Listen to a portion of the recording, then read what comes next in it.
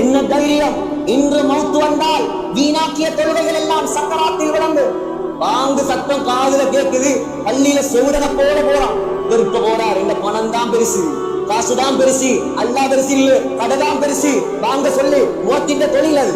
அவர் சொல்லட்டுமே, ஏண்ட தொழில நாம் பார்க்கணும். எவ்வளவு உரிமை! அல்லாஹ் கூப்பிட்டு வராமல் இருப்பதற்கு உரிமையை நம்மிடம் தந்தது யார்? யார் சகோதரர்களே? இந்த ஜுமாவில் முடிவெடுங்கள். உங்களை நீங்களே ஏமாற்றிக் கொள்ளாதீர்கள். ஒரு ரூபா காசு வராத கூட கபருக்கு 1000 ஏக்கர் காணி இருக்கலாம். ஏழும் என்றால் அந்த ஏக்கர்ல ஒரு ஏக்கரை கபருக்கு கொண்டு போய் காட்டுங்க. நீங்க உண்மையான கோடீஸ்வரனா இருக்கும். உங்களோட மனைவிமாரிடம் 100 பவுன் தங்கம் இருக்கலாம். 7மாக இருந்தா 1 பவுன் தங்கத்தை கபர்ல வைக்க சொல்லி பாருங்க.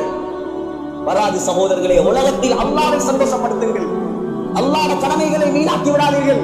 கை நல்லா இருக்குது, கால் நல்லா இருக்குது, சிம்பொடியோட தெரிகிறான். சண்டையா அடிக்குடியா ஊருக்கு முன்னாலே. நான் சொல்றதெல்லாம் பொய்யா சகோதரர்களே? முஸ்லிம் சமூகத்தில் நடக்கிற ஆகப்பெரிய அநியாயம் இதெல்லாம். கைய தந்தவன், கால தந்தவன், ஆரோக்கியத்தை தந்தவன், இவனுக்கு ஒரு 5 நிமிஷம் ஒரு 10 நிமிஷம் நெத்திய நிலத்தில வச்சு சஜதா செய்ய வக்கில்லண்டா எங்களை விட துப்பாக்கியவான் இந்த உலகத்தில் வேற யார் இருக்க முடியும்? எந்த முகத்தோடு அந்த கியாமத்துடைய நாளையில் அவனை பார்க்கிறார். சுஜூது செய்ய இயலாது. கியாமத்துடைய நாளையில் அல்லாஹ் வெளிப்படுவான். அந்த ரப்புல் ஆலமீன் 20 வருஷம் 30 வருஷம் நெத்தி கருக்க சுஜூது செய்வோமே, அந்த ரப்ப நாங்க காணல சகோதரர்களே. அந்த ரப்பை காணலாம், அந்த சொர்க்கத்தில் காணலாம். நல்லவர்கள் காண்பார்கள், சுஜூது செய்தவர்கள் காண்பார்கள். உலகத்தில தொழுகையை நாசமாக்கியவன், அல்லாஹ்வுடைய கடமையை நாசமாக்கியவன் சுஜூது செய்ய பார்ப்பான். அல்லாஹ் அவனுடைய முதுகுகளை பலகையாக மாற்றும். உலகத்தில் உனக்கு வழிபட வக்கில்லை, கியாமத் நாள் அமல் செஞ்ச என்ன பிரயோசனம்?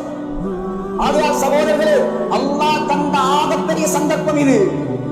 ஆகப்பெரிய சந்தர்ப்பம் வீணாக்கி விடக்கூடாது, நாசமாக்கி விடக்கூடாது. ஆயிஷா அம்மா சொன்னாங்க, யா ரசூலல்லாஹ், நீங்க தொழுவிச்ச முசல்லாவுல என்னுடைய வாப்பா நின்று தொழுவிப்பாரா? அவர் எவ்வளவு சொத்தானவர்.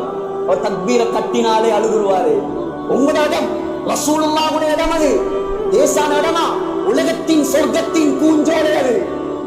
புகாரியுடைய ஹதீஸ், மா பைன கப்ரி வ மின்பரி ரௌதத்தும் மின் ரியாதில் ஜன்னah.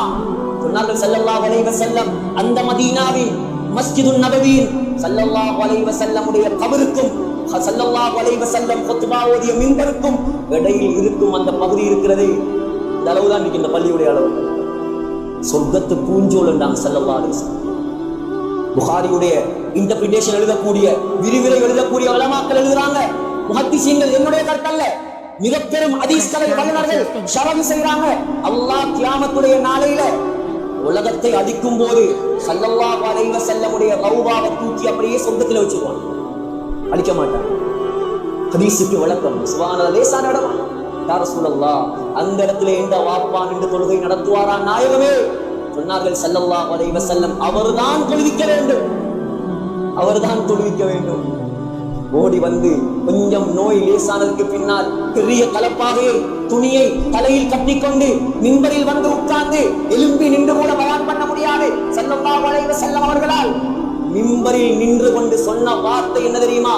இருந்து கொண்டு சொன்ன வார்த்தை அஸ்ஸலாத் அஸ்ஸலாத். ஏ முஸ்லிம் சமூகமே, 1400 வருடங்களுக்கு முன்னால வாழ்ந்த சஹாபாக்களுக்கு மட்டும் சொன்ன வார்த்தை அல்ல.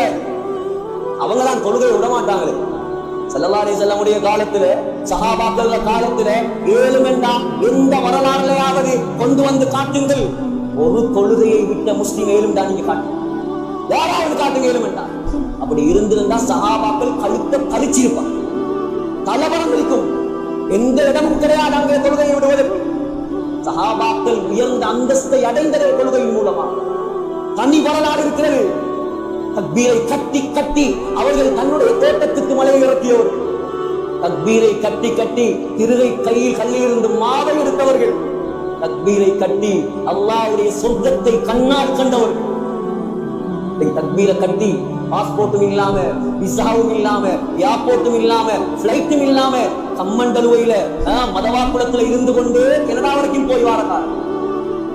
எவ்வளவு அழகான தொழுகைகள். அல்லாஹ்வுடைய உதவி இறங்குமா? அல்லாஹ்வுடைய உதவி இறங்குமா? ஏன் தெரியுமா? தொழுகையில என்ன ஓதுறேன்னு அவருக்கே தெரியாது. தொழுகையில என்ன ஓதுறேன், ஃபாத்திஹாவோட அர்த்தம் என்ன, அத்தஹியாத்துடைய அர்த்தம் என்ன, ருக்குல என்ன அர்த்தம், சுஜூதுல என்ன அர்த்தம், ஒன்றுமே தெரியாது. அப்ப எப்படி தொழுகையில உள்ளச்சம் வரும்? படிக்க ரெடி இல்ல, தொழுகையில கவனம் குறைவு.